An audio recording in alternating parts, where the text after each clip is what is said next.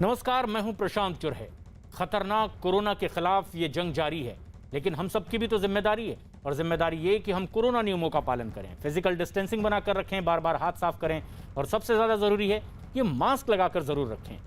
News 18 ने तो इसके लिए एक मुहिम भी शुरू की है, #मास्क पहनो इंडिया।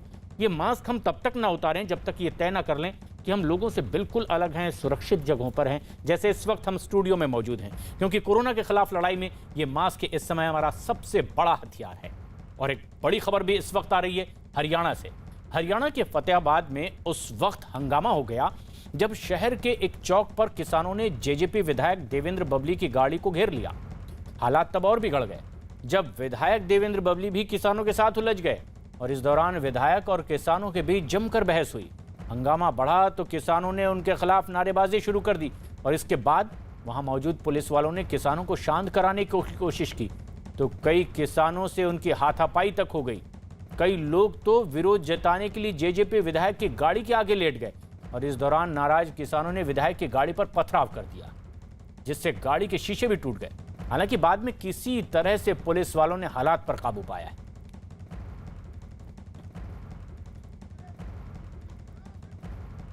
व्यवस्था को दुरुस्त कैसे करना है, प्रदेश में सरकार की मुख्यमंत्री मनोहर लाल जी की डिप्टी सीएम दूसरे की ड्यूटी है।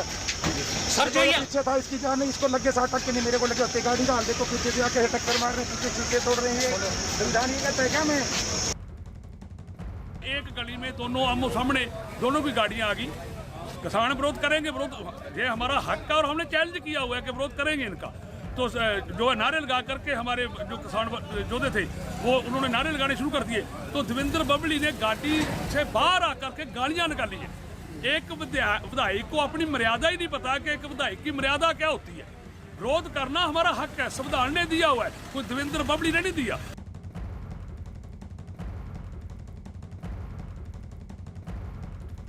दरअसल वहां पर किसान विरोध कर रहे थे और विधायकों का, सांसदों का, नेताओं का घेराव कर रहे थे। किसान आंदोलन से ही इस घटना को जोड़कर देख रहे हैं। लेकिन जब जेजेपी के विधायक वहां पर पहुंचे तो उनके खिलाफ नारेबाजी हुई। विधायक का आरोप यह है कि उनके परिवार वालों के खिलाफ अभद्र भाषा का इस्तेमाल किया गया। दीपक भारद्वाज हमारे सहयोगी फोनलाइन पर मौजूद हैं। दीपक, चाहे किसान हो या फिर ये विधायक, अपनी अपनी राय रख रहे हैं, लेकिन जमीनी हकीकत क्या है? दरअसल हुआ क्या था?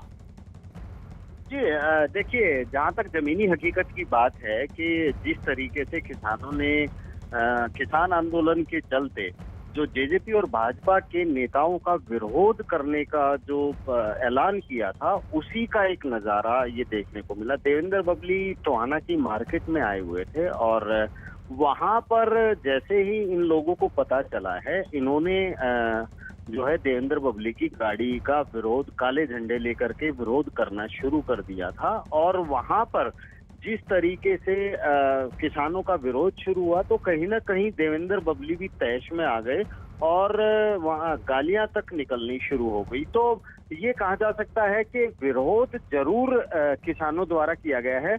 और अब ये जिस तरह से देवेंद्र बबली आरोप लगा रहे हैं कि किसानों की आड़ में कुछ असामाजिक तत्व थे, तो वो तो एक जांच का विषय है, लेकिन कहीं ना कहीं ये किसान आंदोलन से संबंधित ही अभी तक इसे माना जा रहा है। बिल्कुल, लेकिन ये घटना जब सामने आई है तो सभी लोगों ने अपने अपने तर्क भी रखे, लेकिन ये पूरी घटना कैमरे में भी कैद हो गई है कि किस तरह से विधायक का विरोध करने के लिए नारेबाजी शुरू होती है। उसके बाद विधायक गाड़ी से उतरते हैं, आरोप ये लगाते हैं कि उन्हें गंदी गालियां दी गई है। उनकी गाड़ी के आगे कुछ लोग लेटने की कोशिश करते हैं। जब पुलिस वाले उन्हें वहां से हटाते हैं तो गाड़ी पर पथराव होता है और शीशे तोड़ दिए जाते हैं। कार के शीशे भी टूट गए। किसानों का हंगामा होता रहा। लेकिन अब विधायक का यह भी आरोप है कि उन पर जानलेवा हमला किया गया है और कुछ लोग साजिशन उन्हें घेरने की कोशिश कर रहे थे। लेकिन पूरे विवाद पर खुद विधायक देवेंद्र बबली ने अब से कुछ देर पहले ही हमने उनसे कई सवाल किए। न्यूज़ 18 इंडिया से उन्होंने बात की। इस वक्त हमारे साथ मौजूद हैं फोनलाइन पर विधायक जिनकी गाड़ी पर हमला हुआ। विधायक महोदय, ये हुआ क्या था? दरअसल वहां ये नौबत क्यों आई कि आपकी गाड़ी पर पथराव हो गया? देखिए, जो माहौल है तो वो ये सामाजिक तत्व इस किसान आंदोलन को खराब करने के लिए और किसान को बदनाम करने के लिए कुछ असामाजिक तत्व इन आंदोलनों के बेटे के रूप में बीच में घुसे हुए हैं। किसान का बेटा, किसान का बच्चा ऐसी हरकत बिल्कुल भी नहीं कर सकता। मैं भी एक किसान का बेटा हूँ जो पूरे प्रदेश और देश का पेट पालने वाला।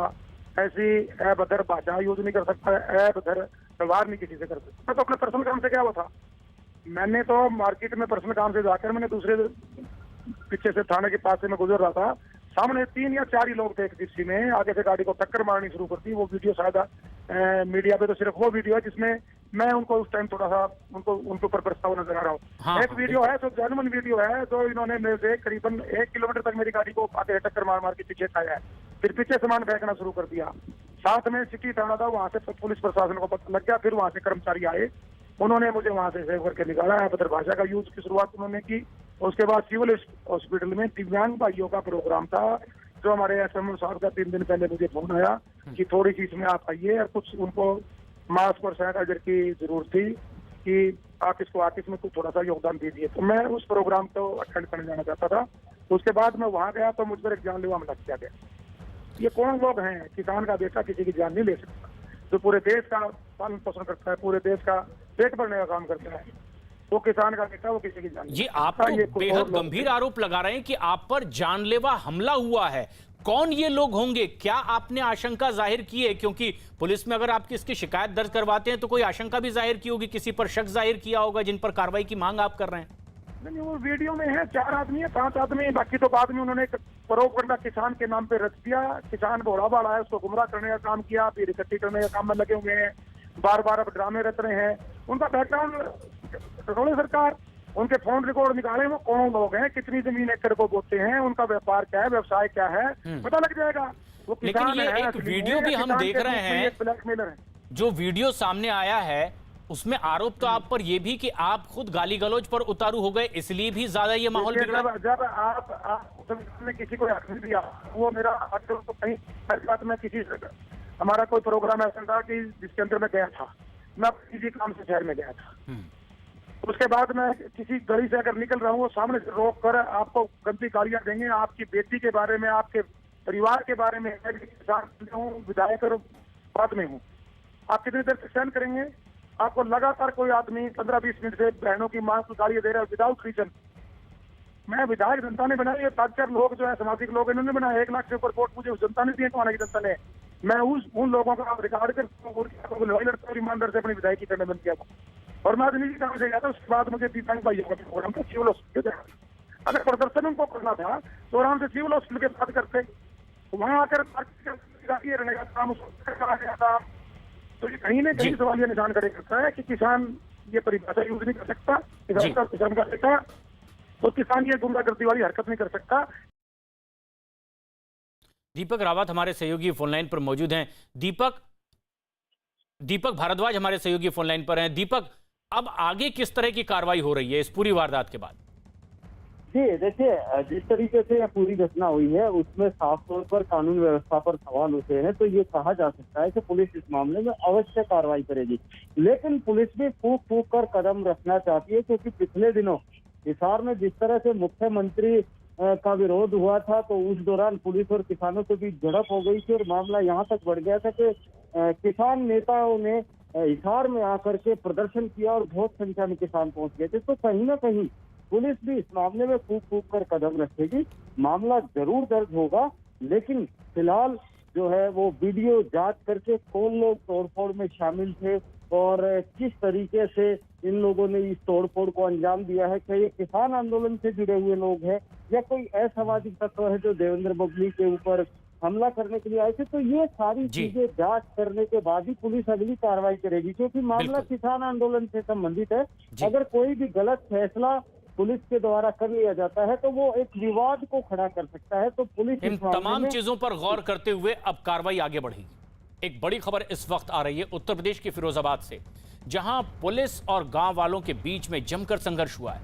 पुलिस का दावा है कि गांव वालों ने उन पर पथराव किया है। जानकारी के मुताबिक पानी की समस्या को लेकर गांव वालों ने सड़क जाम कर दी, जिसकी जानकारी मिलने पर पुलिस की टीम वहां पहुंची और जाम खुलवाने की कोशिश की।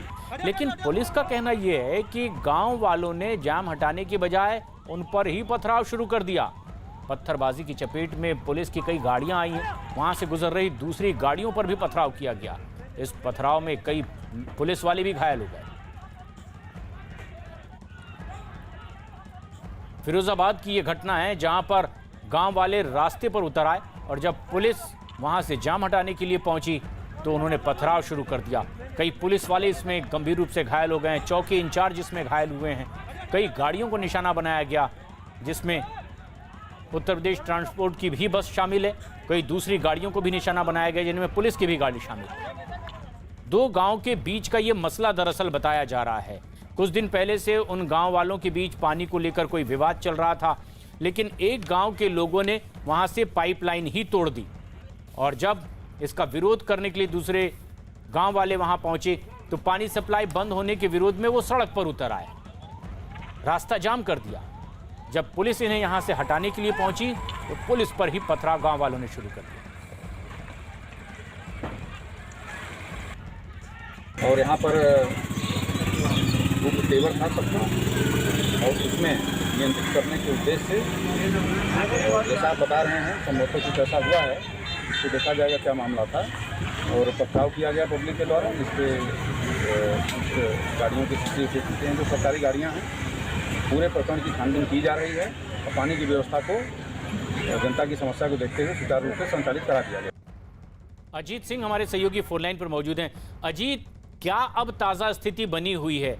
गांव वाले पानी की समस्या को लेकर प्रदर्शन कर रहे थे, उनकी समस्या पर कार्रवाई क्या हुई और जिन्होंने पुलिस पर लोगों पर पथराव किया उन पर क्या कार्रवाई हो रही?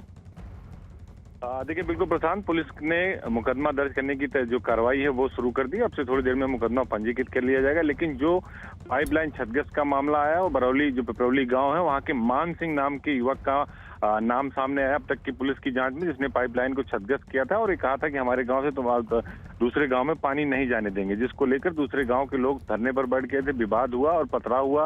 पुलिस कर्मी 3 लोग घायल हुए, नगला पुलिस चौकी के इंचार्ज हैं वो घायल हुए।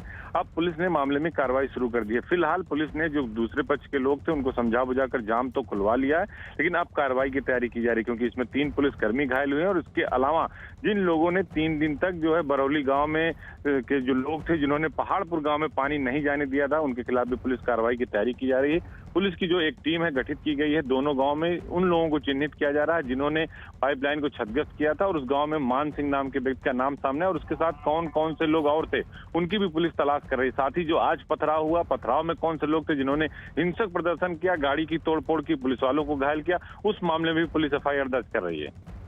लेकिन उत्तर प्रदेश सरकार ने, योगी सरकार ने यह भी फैसला किया है कि अगर सार्वजनिक संपत्ति को नुकसान पहुंचाया जाता है तो वसूली उन्हीं से होगी। क्या यहां भी कुछ ऐसी कार्रवाई देखने को मिल सकती है? क्योंकि पथराव में तो कई गाड़ियां भी खराब हुई है। देखिए, पब्लिक प्राइवेट प्रॉपर्टी लोग जो अधिनियम है उसके तहत निश्चित तौर पर अगर आप पूरे उत्तर प्रदेश के अंदर कहीं भी अगर सार्वजनिक संपत्ति को नुकसान पहुंचाते हैं, पुलिस की गाड़ी को तोड़ते हैं, एम्बुलेंस तोड़ते हैं, तो क्षतिपूर्ति आपकी संपत्ति बेच कर की जाएगी। इसकी रिपोर्ट बाकायदा गृह विभाग को वहां के स्थानीय पुलिस अधिकारियों द्वारा भेजी जाएगी। उसके बाद ये कार्रवाई की जाती है और जिला अधिकारी में ये अधिकार निहित होते हैं। बाकायदा इसके लिए जो अधिकरण है वो भी सरकार ने बना दिया और उसकी नियुक्ति भी की जा रही है अलग अलग पार्ट के हिसाब से उत्तर प्रदेश में। तो निश्चित तौर पर जिन लोगों ने तोड़फोड़ की है, सरकारी संपत्ति को नुकसान पहुंचाया है, पुलिस की गाड़ियां तोड़ी है, उनके दिन खराब होने वाले हैं क्योंकि उनके खिलाफ बड़ी कार्रवाई भी हो सकती है। क्योंकि लगातार मुख्यमंत्री ने कहा कि जो लोग ऐसा करते हैं सबसे पहली कार्रवाई उनके खिलाफ NSA लगाया जाता है। तो NSA अभी लगेगा कि नहीं लगेगा, इसकी रिपोर्ट भेजी जाएगी और निश्चित तौर पर इसमें बड़ी कार्रवाई आपको देखने को मिलेगी। प्रशांत, बिल्कुल, लेकिन बताया ये भी जा रहा है कि बरौली गांव और पहाड़पुर के बीच में अगर ये विवाद हुआ पानी को लेकर के, तो जब जीवन संचार ही रुक जाएगा, पानी जो जल ही जीवन कहलाता है, तो फिर लोगों का उग्र होना भी कई दफा स्वाभाविक कह दिया जाता है। क्या वैसी हरकत करने वालों के खिलाफ भी उतना ही सख्त कदम उठाया जाएगा, ऐसे कोई संकेत?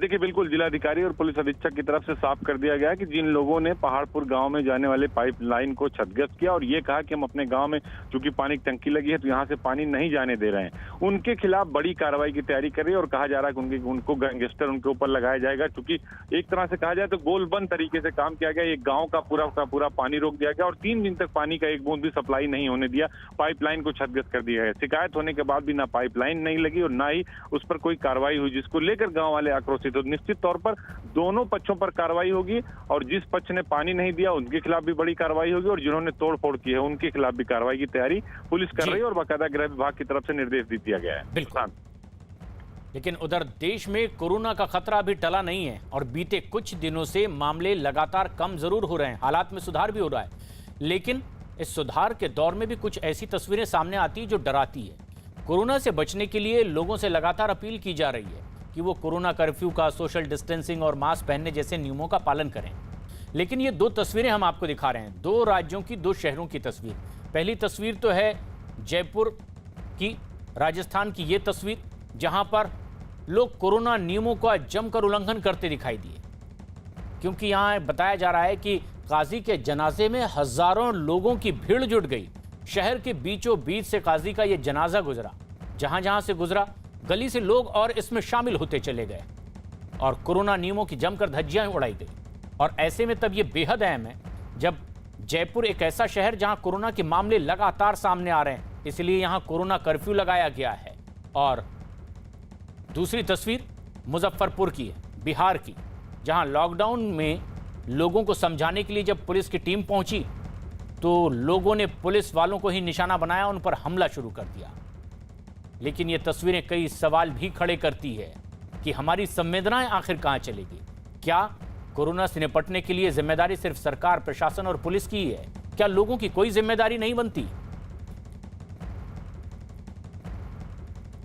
कई राज्यों में कोरोना का खतरा भी टला नहीं, लेकिन लोगों की लापरवाहियां लगातार बढ़ती चली जा रही है। कोरोना काल में जयपुर से यह डराने वाली तस्वीर सामने आई, जहां एक काजी के जनाजे में हजारों लोगों की भीड़ जुट गई है। वो जयपुर जहां पर लगातार कोरोना के मामले सामने आ रहे हैं और कोरोना कर्फ्यू यहां लगा हुआ है, भीड़ जुटाने पर पाबंदी है। ये तस्वीर 31 मई की बताई जा रही है, जब काजी की मौत के बाद जनाजा निकला तो उसे शहर के बीचों बीच से ले जाया गया। गली के हर इलाके से लोग इसमें जुड़ते चले गए और कोरोना नियमों का उल्लंघन यहां देखा गया। कई लोगों के खिलाफ हालांकि केस भी दर्ज किया गया है।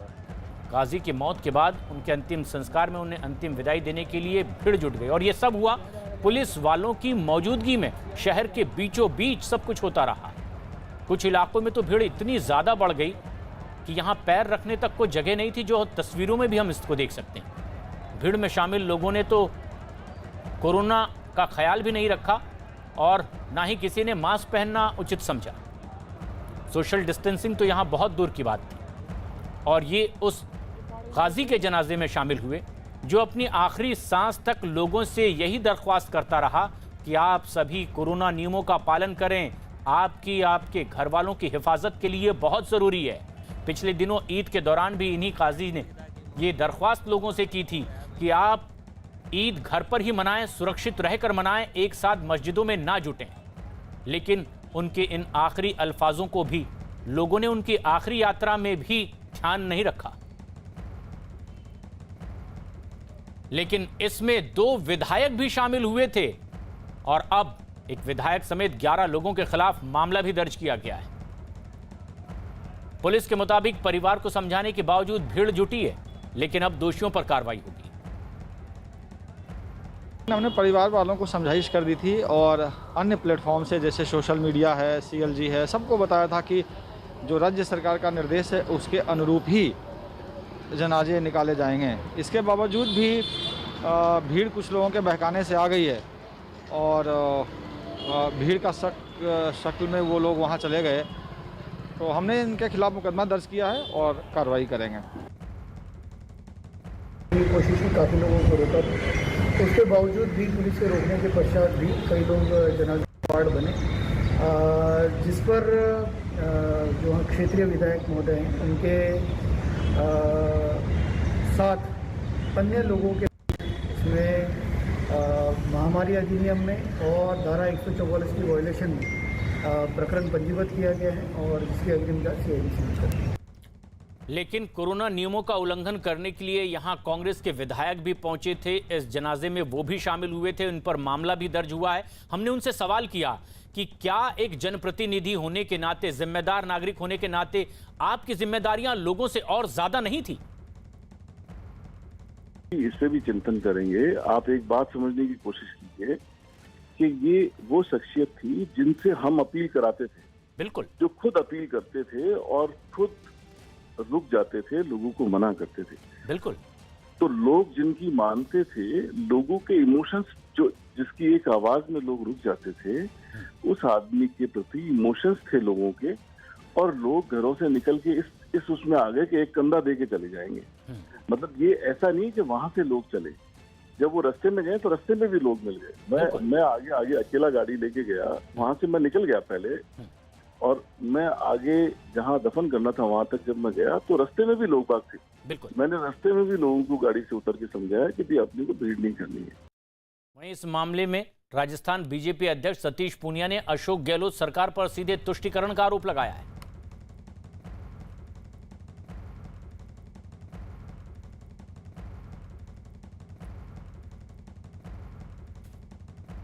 मंत्री के पिताजी के जनाजे में लोग इकट्ठे हों और दूसरी तरफ सुंदरकांड का पाठ करने वाले किसी पूर्व विधायक को गिरफ्तार कर लिया जाता है। और कल जो दृश्य जयपुर की सड़कों पर दिखा, हिदायत है 20 लोगों की, लेकिन 15,000 लोग जिसमें शरीक थे। तो मुझे लगता है कि सरकार का इकबाल खत्म हो गया और सरकार के देखने का नजरिया जब तुष्टीकरण का होगा तो इस तरीके से लॉकडाउन का उल्लंघन स्वाभाविक था। राजस्थान के गृह मंत्री में अभी भी गैरत है, तो राजस्थान की जनता की जान बचाने के लिए इसकी अनुपालना सुनिश्चित करे। हमारे सहयोगी भवानी सिंह इस वक्त जयपुर से सीधे जुड़ रहे हैं हमसे। भवानी, बीजेपी गंभीर आरोप लगा रही है कि यह सब हुआ इसलिए क्योंकि राजस्थान सरकार तुष्टीकरण पर उतारू है।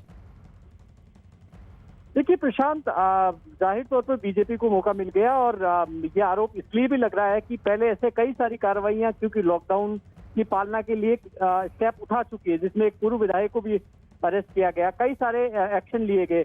तो जब बाकी जगह एक्शन लिया गया तो सवाल यही उठा कि फिर यहाँ एक्शन क्यों नहीं लिया गया। और यहाँ तब जब क्योंकि जिस जगह से जनाजा निकला पुलिस थाना था, वहां पर पुलिस साथ में थी उसके बावजूद, और जिस मार्केट से निकाली जा रही थी सब जयपुर में जानते हैं, पुलिस जानता है, एडमिनिस्ट्रेशन जानता, सरकार जानती है कि वहाँ भीड़ आने की संभावना रहती है। तो ये व्यवस्था तो पहले से जनाजा निकालने से पहले पुलिस को करना था, इजाजत नहीं देनी थी जब तक कि ये इंतजाम नहीं हो जाए या पुलिस अलग तरीके से कोशिश करती, लेकिन ऐसा नहीं किया गया। अब पुलिस सफाई दे रही है कि हमने समझाने की कोशिश की परिवार को, अगर पुलिस कोशिश करती तो शायद ऐसी भीड़ इतनी इकट्ठी नहीं होती हो। और जब 2 विधायक उसके अंदर शामिल हो तो सवाल और खड़े हो जाते हैं, वो भी कांग्रेस के विधायक, तो जाहिर तौर पर सवाल तो खड़े होंगे। तो ये सरकार को जवाब देना होगा कि आप ही की कांग्रेस की 2 विधायक जब सरकार कह रही है कि लॉकडाउन की पालना होनी चाहिए और अगर वही जनप्रतिनिधि विधायक ही नहीं कर रहे हैं तो बाकी जनता से कैसे अपेक्षा की जा सकती है। जी बिल्कुल, लेकिन ये इतनी बड़ी तादाद में कोरोना नियमों का उल्लंघन हुआ है, खुद विधायक ऐसे कार्यक्रमों में शामिल हो गए हैं, इस जनाजे में शामिल हुए। हमने उनसे सवाल भी पूछा कि आपकी जिम्मेदारी तो ज्यादा बनती है, ऐसे में क्या कोई ठोस कार्रवाई होने के संकेत मिल रहे हैं राजस्थान सरकार की ओर से, ताकि आगे लोग सबक लें और इस तरह की लापरवाही बरतने से बचें? देखिए, कार्रवाई तो तत्काल होनी चाहिए थी। पुलिस ने केस जब कर देती है, जब विधायक के खिलाफ, रफी खान के खिलाफ केस दर्ज हो गया, 11 लोगों के खिलाफ केस दर्ज हो गया, तो बीजेपी मांग कर रही है कि अरेस्ट क्यों नहीं हुए। तो केवल केस दर्ज करना क्या औपचारिकता? महामारी एक्ट के तहत जिस तरीके से अभी तक जो कार्रवाई सरकार करती आई है, अभी आम आदमी अगर सड़क पे घूमता हुआ पाया जाए तो तत्काल उसको क्वारंटाइन कर दिया जाता है, तत्काल उसके खिलाफ महामारी एक्ट में केस दर्ज कर दिया जाता और उसको अरेस्ट कर लिया जाता। तो यहाँ अरेस्ट की कार्रवाई क्यों नहीं हुई है, इसलिए जाहिर तौर पर कई सारे सवाल खड़े हो रहे हैं कि क्या सरकार केवल औपचारिकता करने की कोशिश कर रही है, क्या बचाने की कोशिश कर रही है। जब लोग अपनी जिम्मेदारियां भूल जाए तो शासन प्रशासन को सख्त कार्रवाई करनी ही चाहिए। उधर महाराष्ट्र में कोरोना नियम तोड़ने पर बीजेपी विधायक समेत करीब 50 लोगों के खिलाफ केस दर्ज हो गया। इनमें विधायक के रिश्तेदार भी शामिल हैं। पुणे के नजदीक दरअसल पिंपरी चिंचवड़ के बीजेपी विधायक पर बेटी की शादी से पहले ही एक रस्म अदायगी के दौरान भीड़ जुटाने का आरोप है।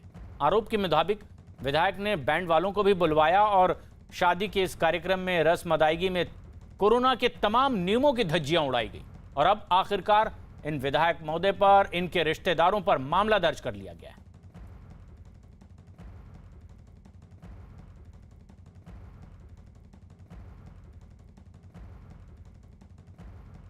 लेकिन ऐसा नहीं है कि महाराष्ट्र में या प्रदेश विशेष में इस तरह की घटनाएं हुई। बिहार से भी कुछ ऐसी ही खबरें आ रही है, जहां मुजफ्फरपुर में लॉकडाउन का पालन करवाने के लिए गई पुलिस की टीम पर ही लोगों ने हमला कर दिया। भीड़ में शामिल कुछ लोगों ने तो पुलिस के साथ मारपीट की। आरोप यहां तक है कि पुलिस का हथियार भी छीनने की कोशिश हुई है। वीडियो सामने आने के बाद हमलावरों की तलाश जारी है। बताया जा रहा है कि लॉकडाउन के दौरान तय समय के बाद भी कुछ दुकानें खुली हुई थी। इन्हें बंद करवाने के लिए पुलिस वाले पहुंचे तो लोगों ने पुलिस वालों को घेर लिया, मारपीट शुरू कर दी। जब रिजर्व पुलिस बल के लोगों को बुलाया गया तो उनके साथ भी मारपीट की गई, उनके हथियार छीनने की कोशिश हुई।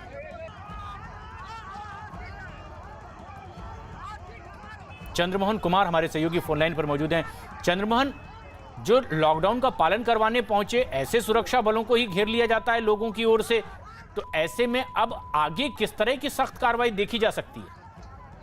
बिल्कुल, देखिए, मुजफ्फरपुर जिला प्रशासन और अहियापुर थाने के जो एसएचओ हैं उनके मुताबिक इस वीडियो में लोगों को चिन्हित किया जा रहा है कि कौन लोग थे जो पुलिस का हथियार छीनना चाह रहे थे और साथ ही उनके साथ मारपीट किए। तो इस वीडियो के सामने आने के बाद साफ तौर पर यह प्रशासन का यह मानना है कि बिहार में लॉकडाउन है और ऐसे में किसी को भी घर से बाहर निकलने की इजाजत नहीं है और अगर किसी को दुकान तक पहुंचना है तो उसके लिए समय निर्धारित किया गया है। ऐसे में वो कौन लोग थे जो पहले दुकान पर पहुंचे और जैसे ही पुलिस वहां पर पहुंची दुकान को बंद कराने के लिए तो वहां पर खड़े लोग पहले पुलिस से उलझ गए और जब अतिरिक्त पुलिस बल वहां पर पहुंची तो लोगों ने हंगामा शुरू कर दिया और पुलिस के साथ मारपीट किया। तो इस पूरे मामले में पुलिस जो है वो चिन्हित कर रही है, कार्रवाई करने की बात की जा रही है। लेकिन मुजफ्फरपुर में ही इस तरह से लॉकडाउन के दौरान नियमों की धज्जियां उड़ाई गई हो ऐसा नहीं है। बिहार के गोपालगंज में भी लॉकडाउन की जमकर धज्जियां उड़ाई गई। पंचायत चुनाव के प्रचार के लिए यहां एक डांस का कार्यक्रम का आयोजन किया गया। इस दौरान पिस्तौल से हवाई फायरिंग भी हुई। बताया जा रहा है कि पिस्तौल के साथ डांस करने वाला जिला परिषद का संभावित प्रत्याशी है और आयोजन के दौरान खुलेआम नियमों को ताक पर रखकर कानून की यहां धज्जियां उड़ाई गई।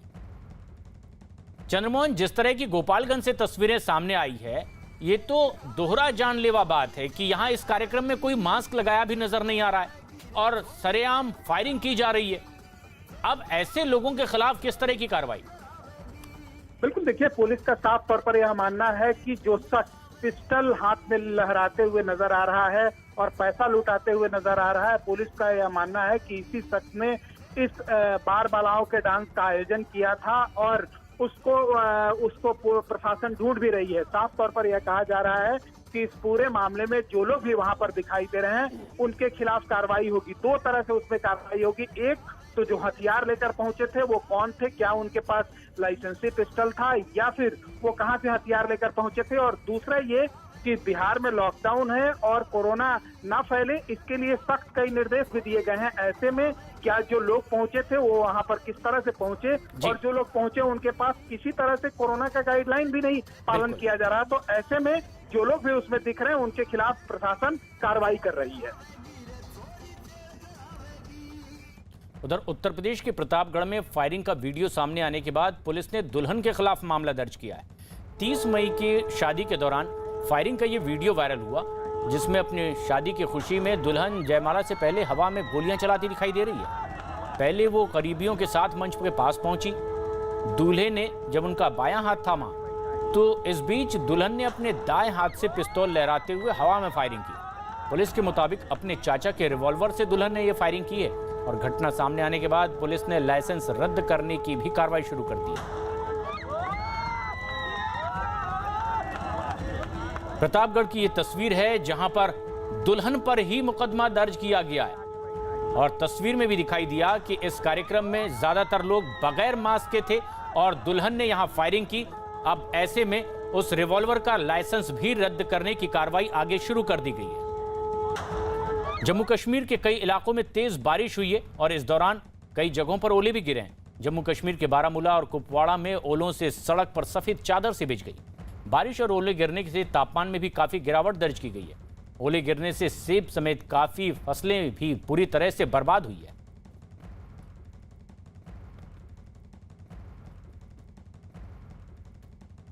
जम्मू कश्मीर में कई इलाकों में इसी तरह से तेज बारिश हुई है और बारामूला कुपवाड़ा की ये तस्वीरें आप देख रहे हैं जहां पर ओले भी गिरे हैं।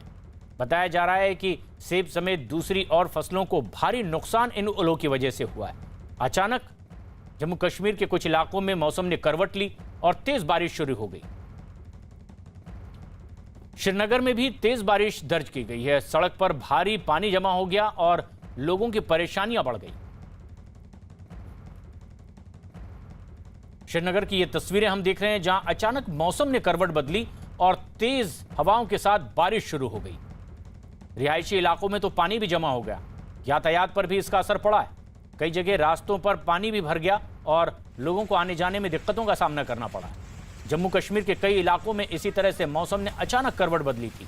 उसी कड़ी में श्रीनगर में भी अचानक तेज बारिश शुरू हो गई।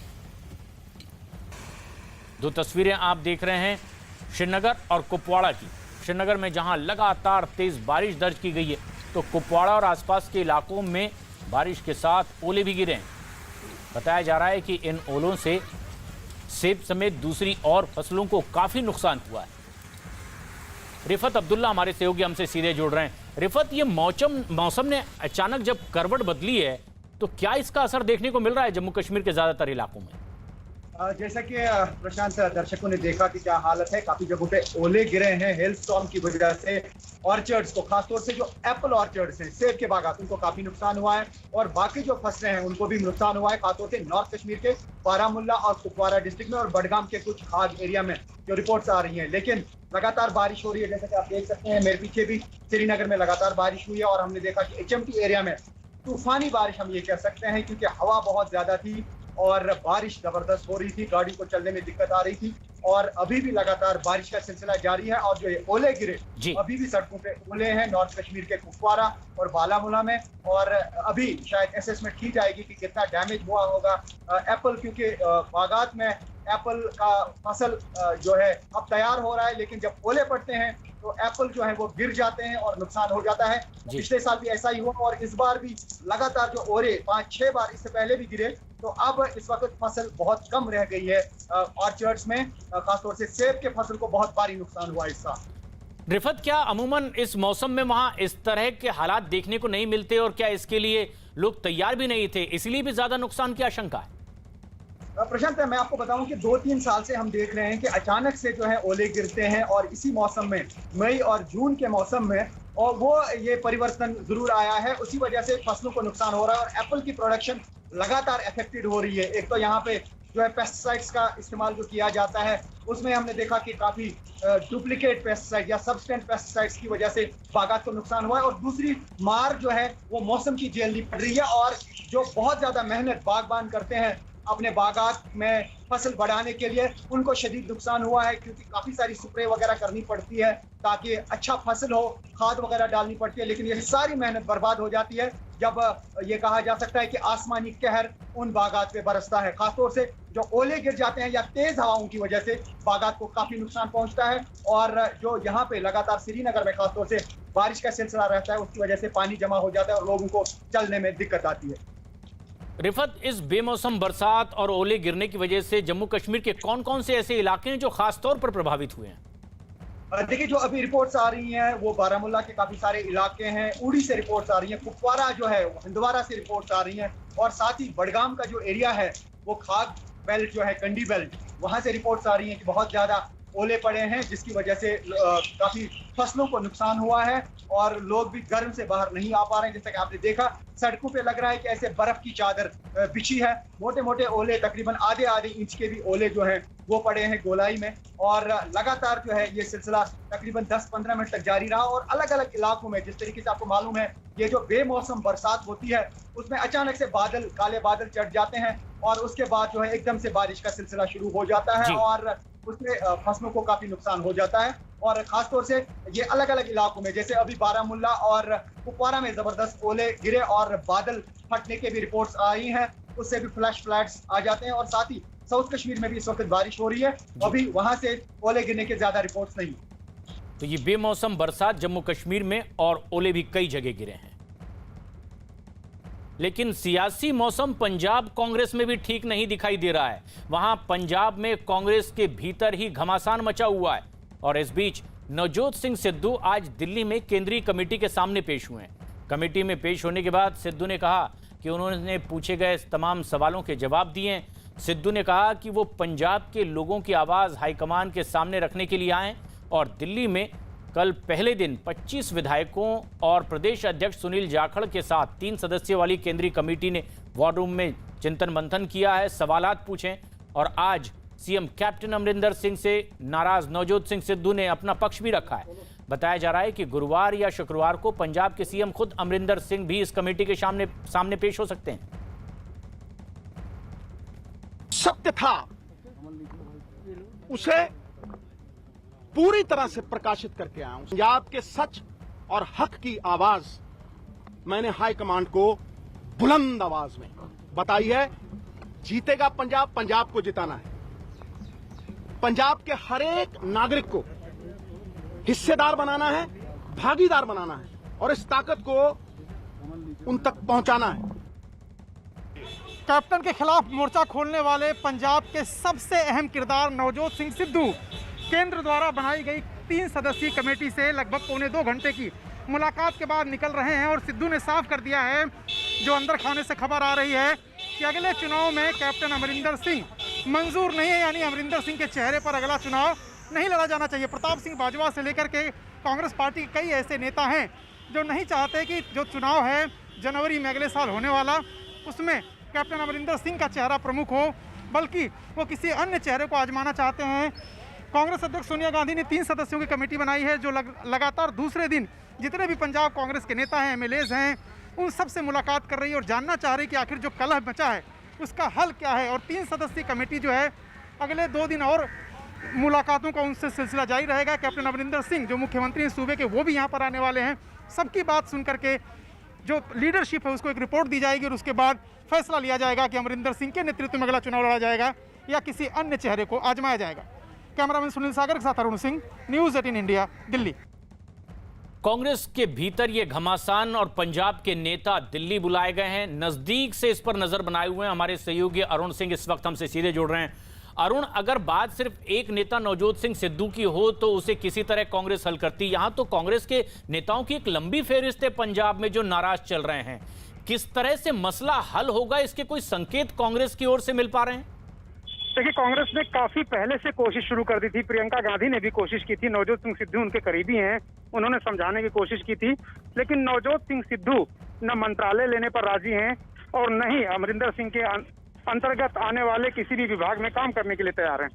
जो सूत्रों के मुताबिक जानकारी आ रही है उसमें यह है कि नवजोत सिंह सिद्धू, प्रताप सिंह बाजवा ये नेता कह रहे हैं कि अगर अगले चुनाव में भी कैप्टन अमरिंदर सिंह का ही चेहरा रख के अगर हम लोग जाते हैं जनता के बीच तो हम जीत नहीं पाएंगे चुनाव। उसकी वजह वो कहते हैं कि गुरु ग्रंथ साहब की बेअदबी का मामला हो, चाहे फिर ड्रग्स पर कार्रवाई की बात हो, इन दोनों मामलों में अमरिंदर सिंह ने कहा था प्रदेश की जनता से कि बादल परिवार पर कार्रवाई होगी जो 4.5 साल में अब तक नहीं हो पाई है और इस वजह से उनकी साख गिरी है। दूसरी बात है, नवजोत सिंह सिद्धू खुद को प्रदेश अध्यक्ष बनाना चाहते हैं ताकि मुख्यमंत्री के स्वाभाविक रूप से वो दावेदार नजर आए अगले चुनाव से पहले। तो ये सारे घमासान मचे हुए, इन सब पर इनपुट लेकर 3 सदस्यीय कमेटी सोनिया गांधी को रिपोर्ट देगी और उसके बाद वो आखिरी फैसला लेंगी। लेकिन एक बात यहाँ स्पष्ट है, कैप्टन अमरिंदर सिंह के मुख्यमंत्री की कुर्सी को इस वक्त कोई खतरा नहीं है। कांग्रेस के आला कमान की तरफ से जो निर्देश मिला है, जो संकेत मिले हैं, उसके मुताबिक वो अपना टर्म पूरा करेंगे। लेकिन अरुण, ऐसे में सामंजस्य कैसे बिठाया जाएगा, क्योंकि ये असंतोष पिछले 1-2 दिन या 1-2 हफ्ते का नहीं है। पंजाब के ये कांग्रेसी नेता अपना असंतोष तो जग जाहिर कर चुके हैं, बयानात एक के बाद एक दे रहे हैं। संतुलन अब हाईकमान कांग्रेस का कैसे बिठाए कि उन्हें अमरिंदर सिंह को भी कंटिन्यू करना है और बाकी नेताओं को भी? देखिए, मुश्किल तो यही कांग्रेस आला कमान की है कि उस अमरिंदर सिंह पंजाब में पार्टी के सबसे प्रमुख चेहरे हैं, उनकी ही इर्द गिर्द पार्टी सिमटी रहती है वहां पर। अगर वो उनको हटाकर किसी और चेहरे को आजमाएं तो सुखबीर सिंह बादल की बात करें या फिर आम आदमी पार्टी की बात करें, उनके बरक्स खड़ा होने वाला कोई बड़ा चेहरा इनके पास नहीं है। सिद्धू पर वो दाव नहीं लगा सकते। अमरिंदर वहां सबसे बड़े नेता हैं और इसीलिए कांग्रेस आला कमान की यही एक तरह से देखिए तो दुविधा भी है कि वो जल्दी से कोई फैसला नहीं लेना चाहती और अमरिंदर सिंह को बिना सुने, बिना उनसे बात किए कोई फैसला लेना लगभग पंजाब की राजनीति के लिए असंभव। अमरिंदर सिंह अपने पद पर हैं और आगे बने रहेंगे, उन्हें दिल्ली से ये संदेश मिल चुका है। लेकिन जो नेता नाराज हैं उनका समाधान कैसे होगा? क्या इनके लिए कोई संदेश पहुंच रहा है?